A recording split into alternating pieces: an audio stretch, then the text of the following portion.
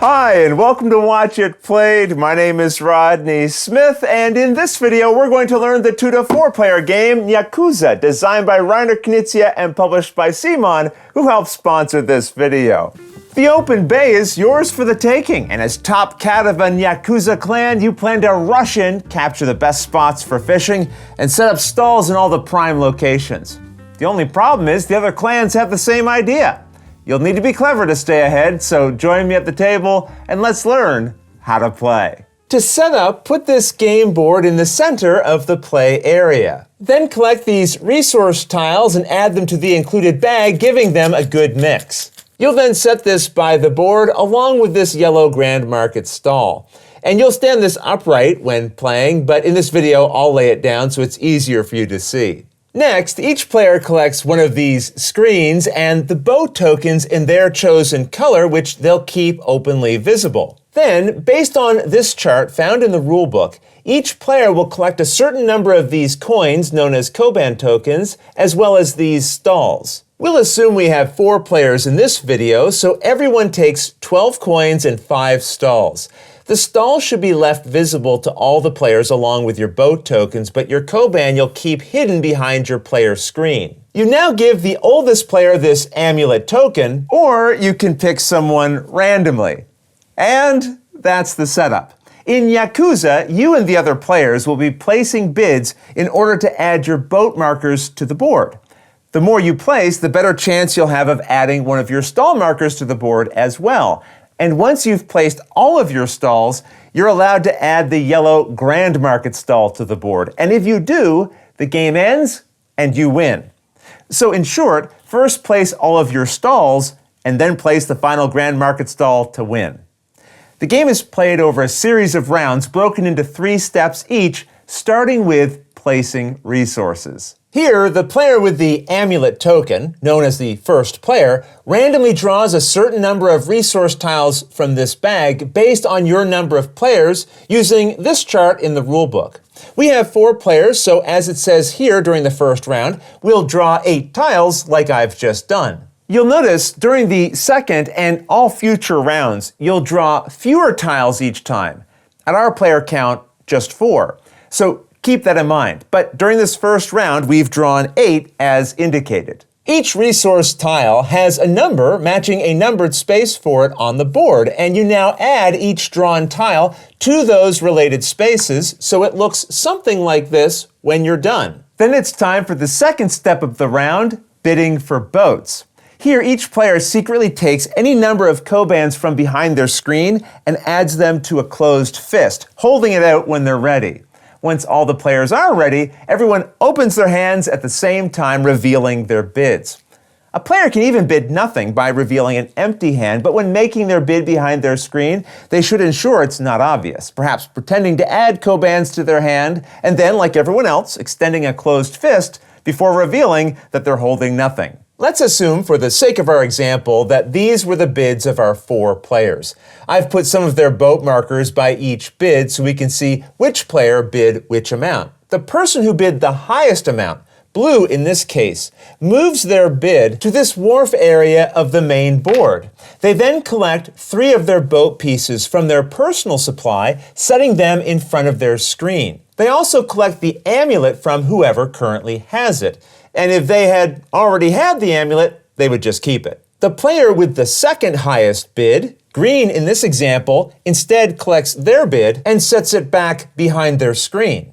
Then they take 2 of their boats and put them in front of their screen. All other players who bid at least 1 Koban, red and purple in our case, also collect their bid, put it behind their screen, and move 1 boat to the front of their screen. In this way, only the player who bid the most will lose the Kobans they revealed, but they will collect 3 boats.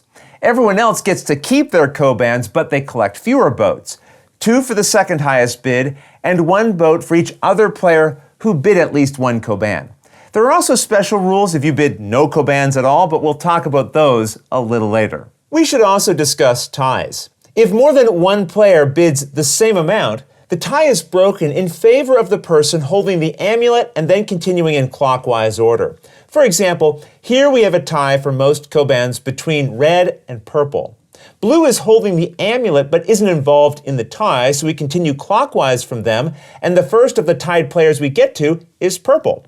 So they win the tie for highest bid and move their Kobans to the wharf, placing 3 boats in front of their screen. The red player will keep their bid, placing those Kobans behind their screen and putting 2 boats in front of their screen. Either way, with the bidding complete and boats moved to the front of players' screens, it's time for those boats to be added to the board during what is known as the net resources step. The player who won the bid that round will now have the amulet and 3 boats in front of their screen, which they'll place first. Each boat you add can go on any unoccupied resource tile. So I could put one here and another one here. It doesn't matter that they aren't adjacent. The board also has C spaces, which are the blue ones that don't contain an image. These other hexes, which aren't blue, are known as shore hexes. You can place your boat pieces on empty C or shore spaces as long as they are adjacent to spaces already containing your boats. So I couldn't add a boat to this spot, but I could add one here, or perhaps over here on this shore space. Why you might want to put your boats in certain spots will make more sense as we learn more of the rules, like the very next one. And to explain this next rule, I'm going to create some custom examples on the board like we might see later in the game. While placing boats, if you have 2 or more sharing the same color connected to one another, they are known as a group. So here I have a group of 4 boats, here's a separate group of 3, and another group of 2 over here. When placing boats, if you create a group that covers any one of these different combinations of resource tiles and at least one shore space that doesn't already have a stall in it, you pause your boat placement to build a stall. These examples are all found on the inside of your player screen, and for now, take note of this combination that includes a salmon and a tuna. Let's say we were placing boat pieces and we had 3 to add, and we put the first 2 here and here. We now have a group of boats that cover a salmon, a tuna, and an empty shore space. We must now pause, pick up the boat on the shore space, and place one of our stalls under it so that the boat is on top like this. We then take a Koban from behind our screen to put on top of each of the resource tiles that make up the required combination. When we're done, it would look like this. With my stall built and Kobans placed, I'd then continue placing any other boats I had in front of my screen on the board. I should point out, placing Koban on the board does a couple of things. First, the resources they cover cannot be used to make future combinations. They've already been marked as used with these tokens. Secondly, these Koban will never return from the board. So the amount that player has behind their screen for future bids has just been reduced. In fact, if you don't have enough Koban behind your screen to put on the related resources after creating a combination, you are not allowed to place boats that would create that combination. In other words, if I had a situation like this and I was placing boats and only had 1 Koban left behind my screen, I could not add a boat to this spot because it would create an octopus, squid, and shore combination, which is one of the combinations on your screen. And that means I'd have to stop and add one of my stalls here and a Koban here and here. But I only have 1, not the 2 I would need to be able to place on the board. So that means I can't even create this group in the first place and would have to put my boat somewhere else. One thing I should point out is that spaces containing your boats that also have a stall or Kobans still extend the group they are a part of. What I mean is, if in the future I added a boat here and to this space, I've created another valid combination, since 2 crabs and a shore space is one of the other combinations you can create. I can still trace a connection between these 2 resources through Koban tokens and stalls I have over to this shore. So I would immediately pick up this boat, place one of my stalls underneath, put the boat back on top, and then add a Koban from behind my screen onto each of these resources. Also keep in mind it's possible to create multiple combinations in the same turn, as long as you're covering the required resources and have a separate shore space within their group for each stall you need to place. And that's ultimately the goal. Get your stalls onto shore spaces as quickly as possible. So just to summarize, during this third step of a round, the player with 3 boat pieces will have the amulet and places their boats first, after the person with 2 boats in front of their screen places theirs next. Then the player with 1 boat in front of their screen adds it last. If more than one player has a single boat in front of their screen, the player closest to the amulet holder in clockwise order goes first. Once every player has put the boats in front of their screen onto the board, you start the next round with the amulet holder drawing and placing resources from the bag onto the board. But on the second and all future rounds, as we mentioned, they only draw the amount from the second column of this chart for their number of players. In our case, 4. Then players put bids into their hands and everyone reveals. And as we mentioned, only the player who made the highest bid will add their bid to this wharf area of the board. And as bids continue, some players may find they're running out of Koban behind their screen. As we had mentioned earlier, during any round, a player can bid 0 Koban by extending a closed fist and then revealing an empty hand. During a round, any players who reveal empty hands will not get to move any boats from their personal supply to the front of their screen, which means they won't get to place any boats onto the board during that round either. However, after the highest bidding player has added their Kobans to the wharf for that round, each player who didn't bid anything divides the Kobans there equally between themselves, leaving any behind that couldn't be split.